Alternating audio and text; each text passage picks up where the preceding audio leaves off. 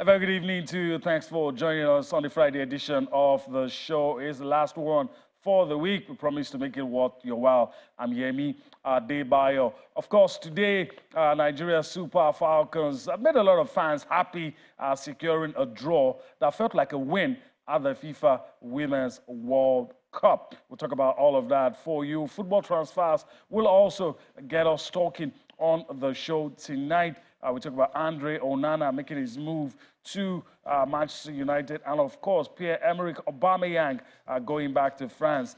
He has decided to join Marseille. We'll talk about all of that all for you. As you already know, it's a two-man show. My partner, my colleague, Austin Okon-Akpan joins us now as we take this trip together across the money-spinning world of sports. Sporting greetings to you. I mean, a special shout out to everyone joining us from different parts of the world to, talk sports. Still an action-packed world of sports.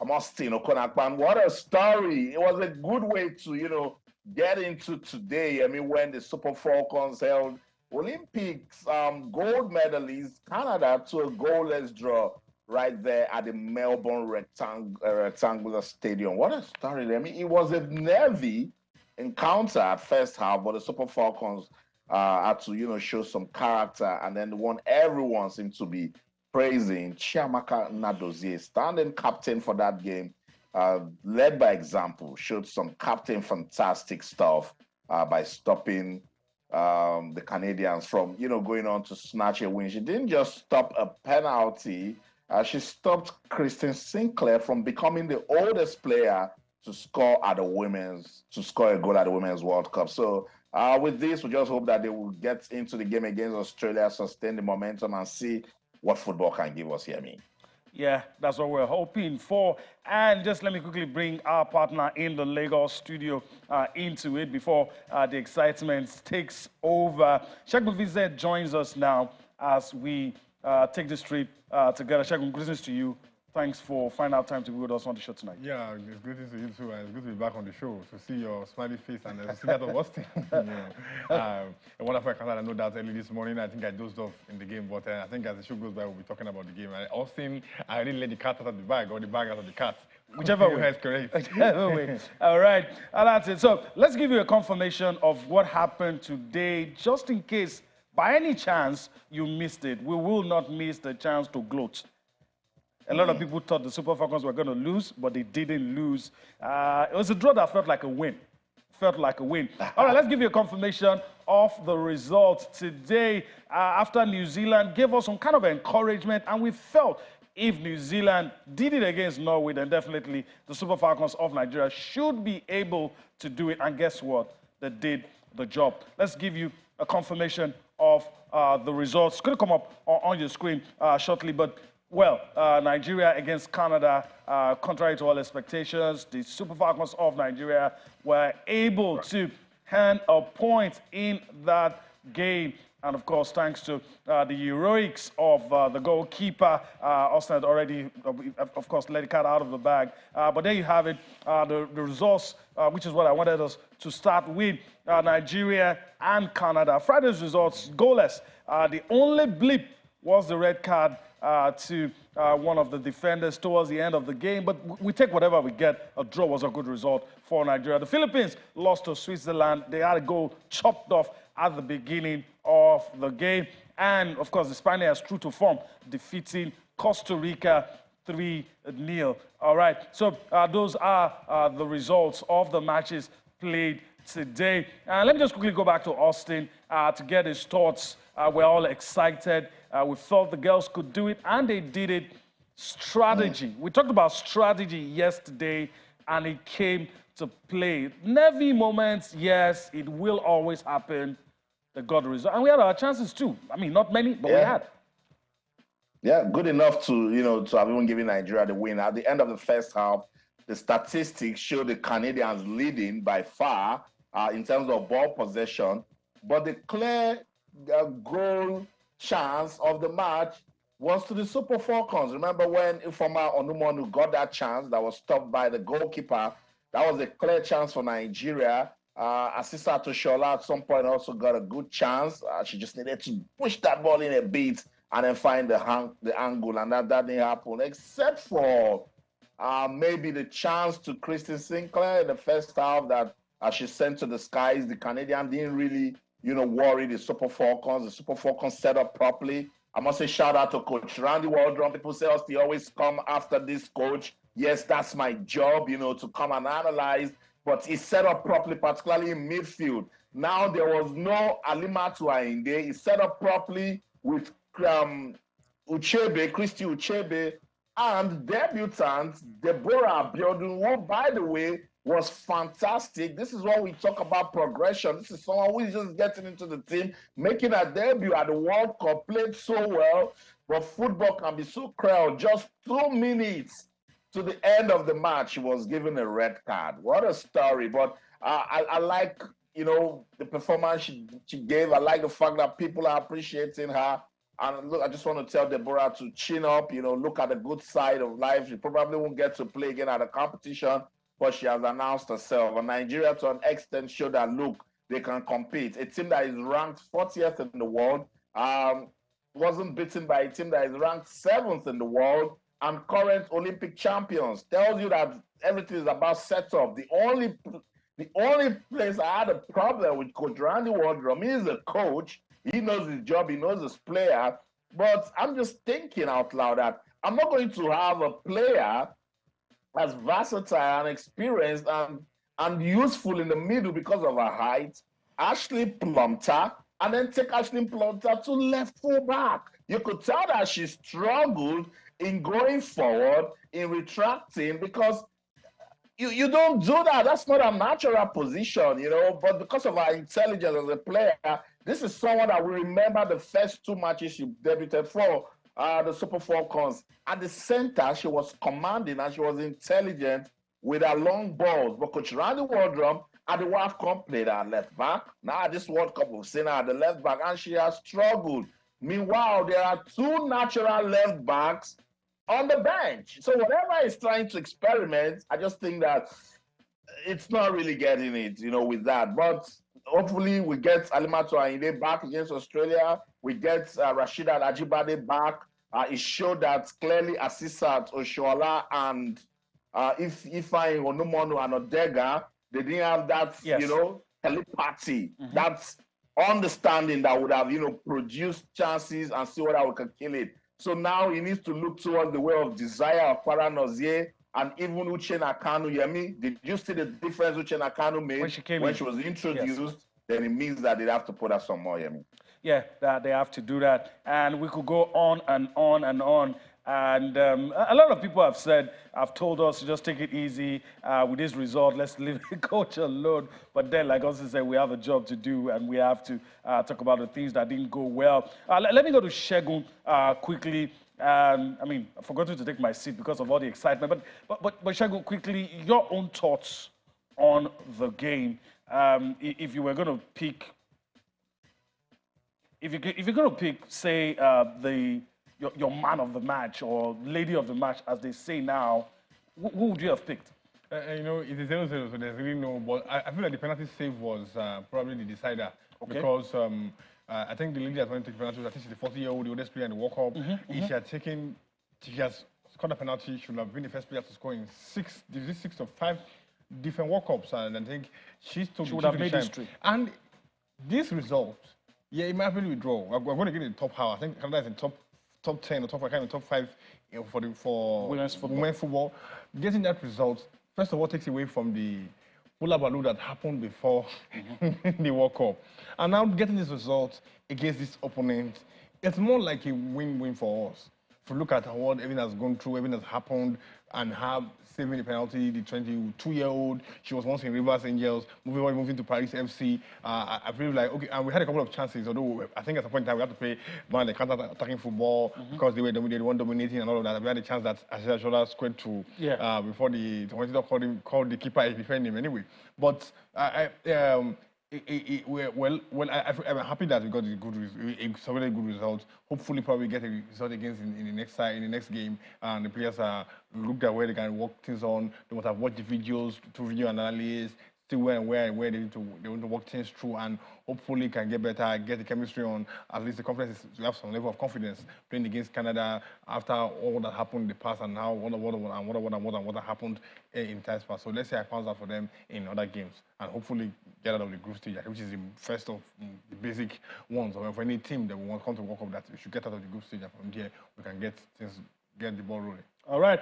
Of course, we can't be forgiven if it appears like we're, just focusing on the Super Falcons. But let's flip and look at the other side. What happened today? It could have been a different story if Christine Sinclair had gotten that goal. And if there was anybody you were going to trust with a penalty, definitely had to be that lady who is making her 6th appearance at the FIFA Women's World Cup. And she's, alongside our own Onome AB, the oldest in the tournament. But of course, our coach and some of the players have been saying they find it very easy to forgive Christine Sinclair for missing that penalty. Let's just take some reactions and we'll come back for more.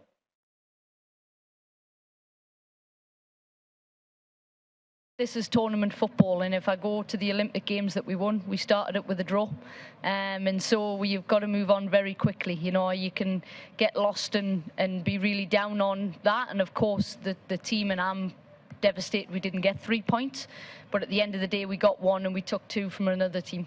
Christine Sinclair's scored many goals for this country, and I'm sure the fans, the team and everyone can forgive missing a penalty kick. I think penalty kicks are a 50-50 chance, and on this day Sink didn't score that, but knowing Sink, she has high standards and a bit of a perfectionist, but at the end of the day this team and this country love Christine Sinclair more than anything, and so they'll rally round her and we'll be on and have her ready for the next game. All right, Coach Beverly Priestman talking there, and of course talking about all the things that Christine had done for that team, and of course, they could take what happened in this one. Let's quickly go to Saturday's fixtures before I yield back to Austin. We'll take a look at the fixtures going to come up on your screen shortly. Let me just quickly move over and give to you Saturday's fixtures. United States, a lot of pressure on the United States. They want to defend their title, want to do a three-peat, want to win the title for the 5th time. Will they be able to do all of that? We'll see. Our sisters, the Zambians, will take on Japan, former champions. England, with some of the issues they've been having, will be up against Haiti. And Denmark will be up against China. And so these are the fixtures for Saturday. Let's throw in Sunday as well. And see. All right, there you have it. Sunday's fixtures, Sweden up against Banyana of South Africa. The Netherlands will be up against Portugal. Then France takes on Jamaica. These are the fixtures for the Women's World Cup, Saturday and Sunday. All right, let me go to Austin quickly. We're trying to resist the temptation to make it all about the Super Falcons. Maybe at some point we'll get back to it. We'll see. But all of those fixtures, I mean, which one jumps at you? I, for instance, want to see. I feel the U.S. team is in transition somewhat. A lot of players will be leaving that team. A lot of youngsters just coming in. They're trying to strike that balance. They are up against Vietnam. I want to see, but I think they will have enough to beat Vietnam. But again, I want to see, to have an inkling of how they will do in this tournament. Yeah, before I jump into these other guys, let me just, say this, correct some of the things I've been hearing, particularly from the Canadian team. Why they are saying it's okay, they can understand why Sinclair missed the penalty. They should also commend the young goalkeeper from Nigeria that saved it. Why they see it as a miss, we see it as a save. So Chiamaka Nnadozie is the one that should be getting all of the praises. She was woman of the match. She stopped an experienced player such as Sinclair from making records. She's 40, making a record-breaking appearance at the World Cup. And that young goalkeeper, who is just standing in as captain, needed to show presence of mind to make a double save. She didn't just save the penalty. She saved it, got up, and put the ball to safety. So Canada, it wasn't just a miss. It was a proper save from a Nigerian goalkeeper. Let's get on and talk about the groups that will take center stage tomorrow night. If you take a look at that group that's got Zambia is pretty tricky now because Spain had gone on to beat Costa Rica, So now Zambia and Japan, they've got a game on their hands. Japan, former world champions, and they're pretty good with women's football. Totally different when you see their men play, But Zambia can just bank on history. They can relish the fact that they've come this far right from the Africa Women's Cup of Nations. They stopped Nigeria to finish third. They went on to play some good friendlies. I think they defeated Switzerland and then played 3-3 in a very crucial friendly game. So momentum seemed right for them. They've got a lot of pushbacks in their camps also, but they've been able to put it together, stay focused to come for this competition. You know what? Let's listen to Zambia saying that they can prove a point. I totally believe that they can compete. As far as I'm concerned, we cannot consider ourselves as underdogs. The only people who can consider as maybe are the opponents, because we are participating in this competition for the first time. So others will look at us as underdogs. We regard ourselves as a big team that can challenge any other team in the world. Yeah, quite right. I scored 2 goals against Germany, but it's all about the teamwork that we had. From the start of our preparations, we've been determined as a team, and I think at the end of the day, we want to achieve one goal, which is to do better with this World Cup that is starting tomorrow. That's all they need, Yemi and Segun Vincent. The mentality. They don't see themselves as underdogs. Japan, they are ranked 11th in the world. Zambia is ranked 77. It's a debut tournament. But when you beat Germany en route a competition, that's good enough for your mentality. That's good for everything you want to take into the competition. And I'm sure Japan, they will not underrate or try to be complacent when they take on Zambia because they are as good as their last game. So when they go back to look at the Zambians and how far they've come before getting to the World Cup in Australia and New Zealand, they will give them some respect. Segun Vincent, what are you expecting from Zambia? Zambia, their side, like you said earlier on, they have been around the block, although this is their first World Cup, although no pressure on them if you look at it in context because this is the first time they're there. Anything, of course, there's a lot of money to be won, but I feel like they of course, representing Africa, they stopped Nigeria at some point in time at the local levels. This is a place for them to show for their talent. The coach has spoken tough there. The players are ready to show for their talent, to show for the togetherness, and hopefully probably can get the result. Probably can even come out of the group. You never can say, never say never, like they say. But I look at how they've been structured, I see how they're looking at their progression. Hopefully, if they do this, probably will come to have more appearances in the next upcoming World Cups coming on. I think, and this is a step in the right direction for them. Looking at how we once had this patch before, one time with the first World Cup on their second and all of that. So the same thing too with Zambia, and I believe like other teams in Africa who wants to achieve similar results can look at Zambia and Nigeria and take some 1 or 2 jottings and how I can partner for them in the future endeavors.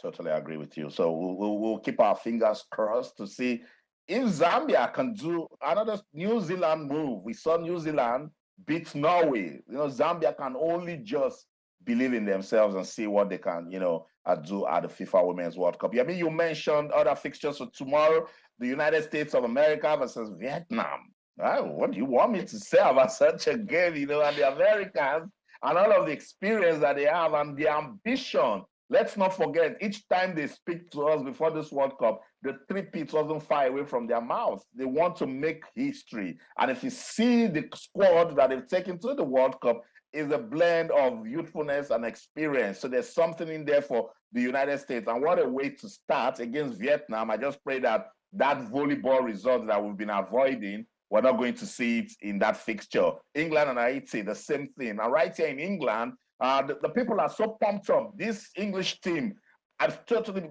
believe that they will go a long way because back home, they are fully, supporting their team. They say, look, you're women's Euro champions. You guys have the momentum. You've got a fantastic coach. You've got good players. Then what's there not to go all the way at the FIFA Women's World Cup? So England is one team that you know, except for the pressure, and I don't see any reason why they should put themselves under pressure, particularly that they're starting off against Haiti. So win that one so well and see where you can go in the group. Denmark, China is a very tricky potential banana skin fixture. I say this because it can go anywhere. You know, we know the Danes and how they play their football. It rubs off the sort of philosophy that they use in administering football in that country. And the Danes aren't pushovers in women's football. But China comes with a lot of pedigree, with a lot of history, and somewhat plays the kind of football that Japan plays at the women's level. So for me, anything can happen in that fixture. And I let football give us the winner. All right. I guess we'll leave it at that for now because we need to go on a break. And when we return from that break, our focus will still be on the FIFA Women's World Cup. We'll look at the United States, we'll look at England, and of course, we'll look at our African sisters, the Bayana of South Africa. And when we're done, hopefully, we'll be able to talk about some football transfers. All of that when we return from this break. All right, welcome back. We're still on the matter. We're talking about the FIFA Women's World Cup.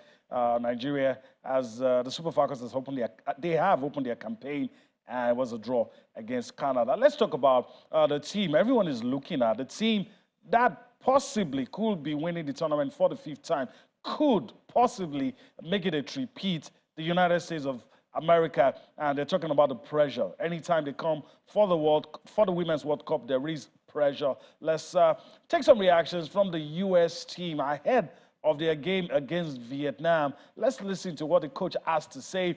Some of the players also talking about expectation and pressure. Regardless of what happened in the past, it is important for us to win this tournament, to do well in this tournament. When I took this job 4 years ago, it wasn't unknown what the expectations are. I was very well aware of it, and I was aware of the pressure of the job, and I embraced it, and it helped me. It helped me in the preparation because the pressure turned into excitement. Now I'm excited. The team is excited. Everybody's looking forward for the first game. Everybody's looking forward for the start of the tournament. So I think that that everybody is not just that is looking forward. Everybody feels good about the start of it. We have a very good mix of young, energetic, enthusiastic players and experienced players that have been through tough games, that have been in big tournaments, and they know how to win big tournaments. So looking back now, I don't know if I would change anything along the way, but I know that the players that we have are very good players and ready to compete on the big stage.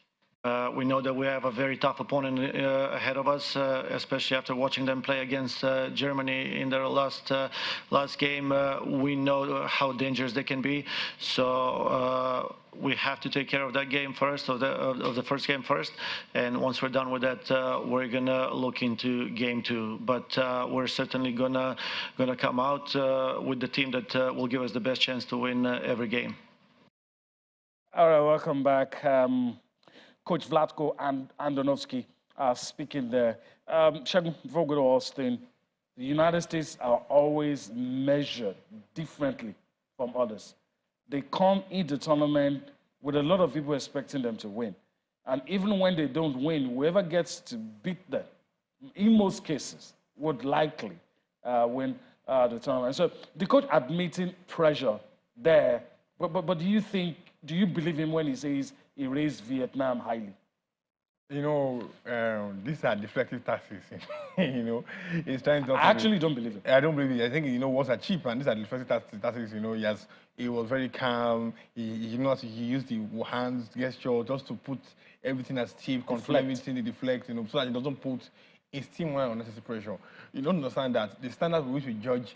The US. Yes, it's the standard we used to judge. Other teams that probably come close, maybe the Brazilian team at best, you know. But when it comes to football, US is almost head and shoulders ahead of any other team. So every other team were just playing the rat race or doing the crawling race just to meet up with them. And this year, over the years, they've always had great players coming up the scene and great coaches coming up the scene. But Vietnam is on a good day, not the Americans, not to the Vietnamese team. But he's saying this is just putting people in the right perspective, trying to honor the opponent, and let's look at things differently, because sometimes football you can decide to look at things, you can decide to be not be dynamic and look at things in a certain way, and then you get shocked too. He's taking this heat of the gas, he's putting things in the right perspective, and of course I always know that probably before the competition they're going to do a press conference and they're going to ask him questions like this, and he's going to want to, because naturally they was going to want to put them under pressure, the media going to put them under pressure, the journalists will put them under pressure, even the players too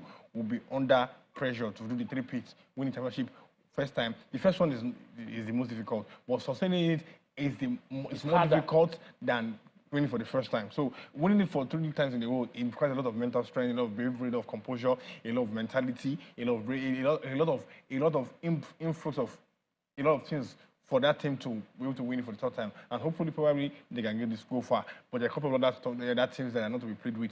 Canada have not come past the semi-finals in the World Cup, so they need to work on that. I think a couple of other teams that were there. England, that were around the corner, we thought Finland would do them at some point in time, but let's see how it pans out for them. All right. Interestingly, we're going to talk about England in a bit. Let me go to Austin quickly. We're coming to your base now, so, I mean, we'll yield to you. But we've said a lot about the United States. I don't know if there's anything left to say. But the ladies from England, a lot of injuries. There's kind of shake up in the team. The manager is still there, but the good news is that their captain will be fit to play the next game. That's right. Captain Millie Bright, she plays for Chelsea. She will be available. She has been cleared for that match against Haiti. But everyone has just been talking about the players. How about we look at the quality of coaching? Let's talk about Coach Sarina Wiegman, Yemi, and the quality she has as a coach. In 2017, she led the Netherlands to win the Euros. After that, she led the Netherlands to the final of the World Cup. Then she came to England to win the Euros with the Lionesses. And now she's taking them to the World Cup. She's been saying, look, it's all about teamwork. Yes, we should get worried when there are injuries to this player and that player, but she keeps emphasizing teamwork. And that's what works in football. Teamwork makes the work easy. And that's the confidence that the English team, they're taking into the World Cup. So with Millie Bright back now, leadership is confirmed. She's the captain of the side. She'll start off the game against Haiti, and then they will take it one step at a time. Let's listen to Bright. Yeah, I think when you're surrounded by the best people, I was very confident in my recovery.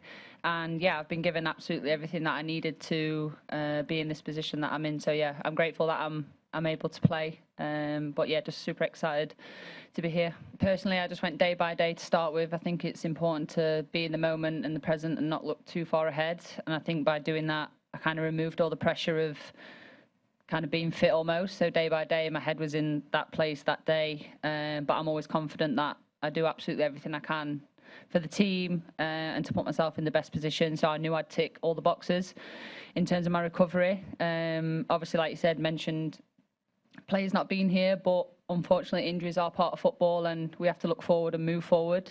And I think we've got an amazing group of players and staff, and everyone stepped up, and yeah, we're raring to go. Well, first game for both of us. Haiti for the first time at the World Cup. Everyone's fit, so we're ready to go. And yeah, they have a team that's athletic, very opportunistic, transitional game, some unpredictability also, and we're just going to try to play our own game. Of course, we have a whole team behind us to analyze the opponents, so I think we know everything what we need to know about Haiti. Yes, what you say, we have never played them, so we have to experience that, but we are very well prepared, and yeah, I don't think there's any stone unturned in preparation for this game.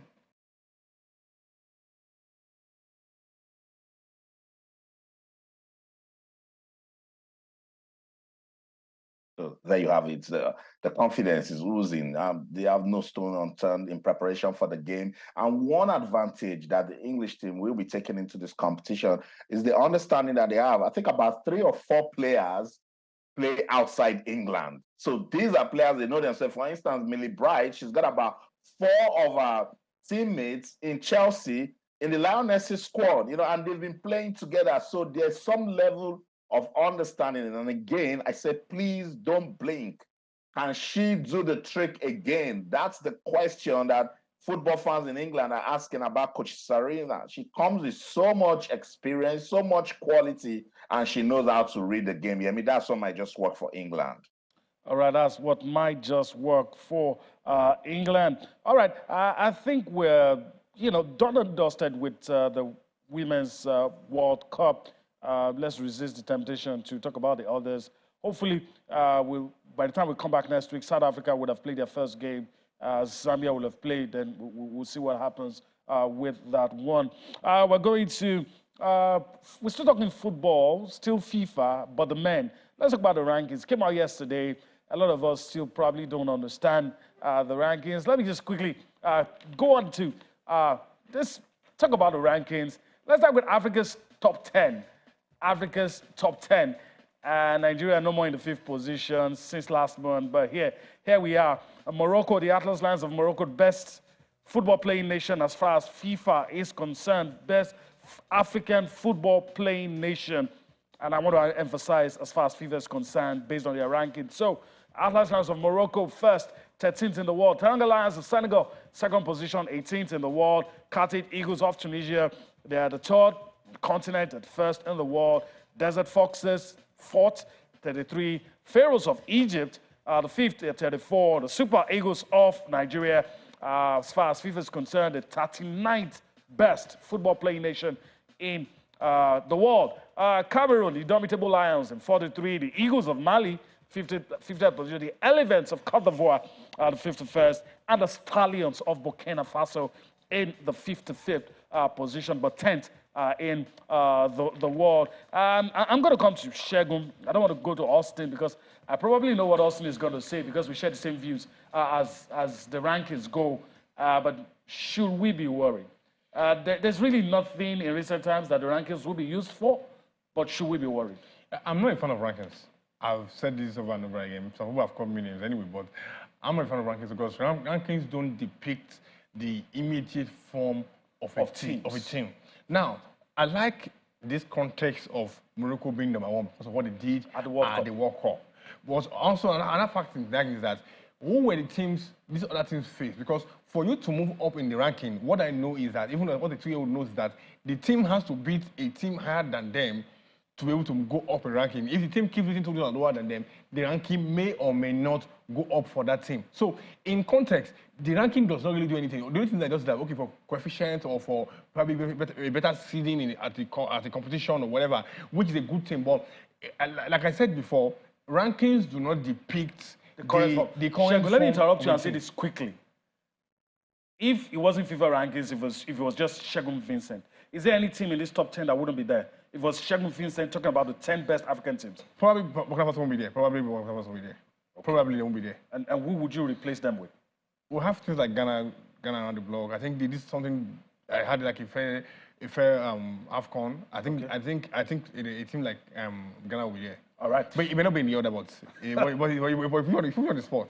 Okay. Yeah, that's my job. I need to put you on the spot. All right, let's quickly switch gears and talk about the global rankings now. It's going to come up on your screen. The best football playing nations in the world.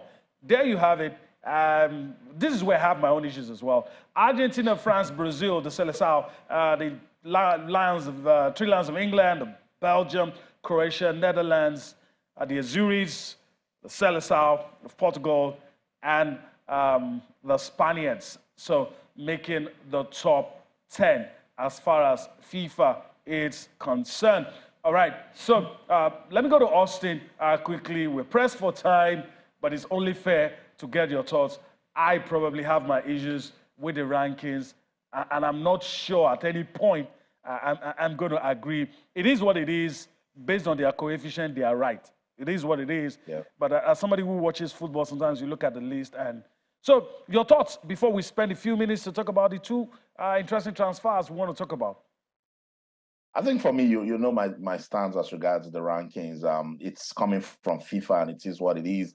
Whatever they say it is, but it's good to see the Super Eagles make progress, moving one step. They used to be 40 in the world, now they're 39, but it's still disappointing. I want to talk about Nigeria being in the top 4 when talking about football in Africa, still being ranked 6th in Africa.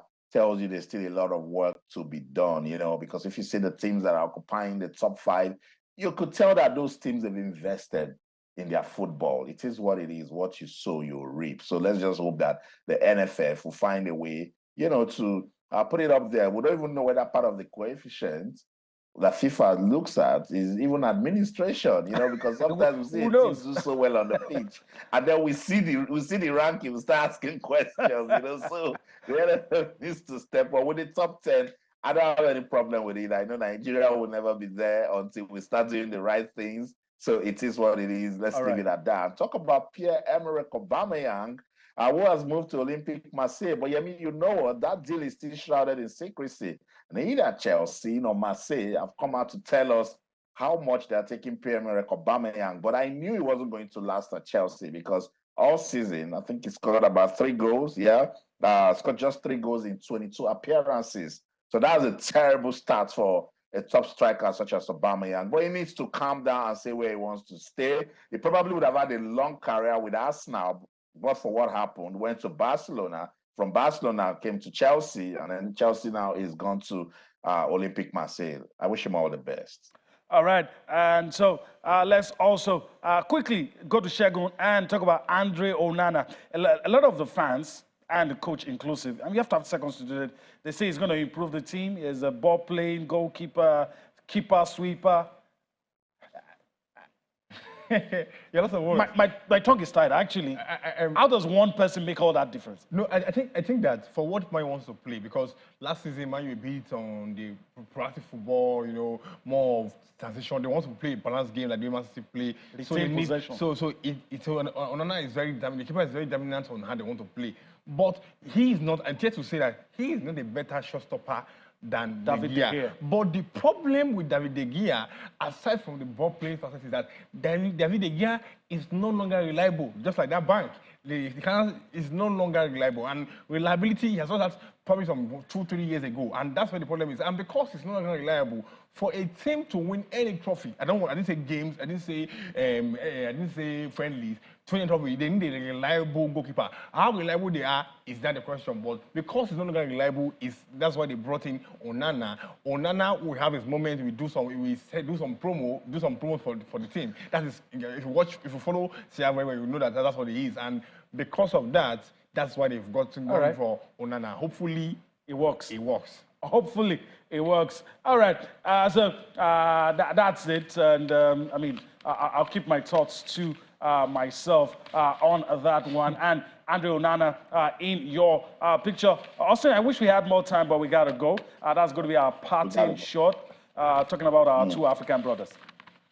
Yeah, and it's so good. It's such a good deal for an African player. Andre Onana is just 27, and he's been signed for £47.2 million. That's a very, interesting fee right there for the African goalkeeper from Cameroon. Good one for Manchester United. Eric Ten Hag believes that he will take Manchester United to new levels. We'll wait to see. That's the show. In London, I'm Austin Okonakpan. In everything you do, remember to keep talking sports. Bye for now. All right. That says the tone. Before we go, Segun Vincent, I want to thank you for your time on the show today. Yeah, thank you very much. You're particularly looking different today, but this is what it is. Hopefully, next week I got this. Okay, it is what it is. And that's the last show for the week. We'll be back again next week. Enjoy your weekend. You see us again next week. I'm Yemi Adebayo. Bye-bye now.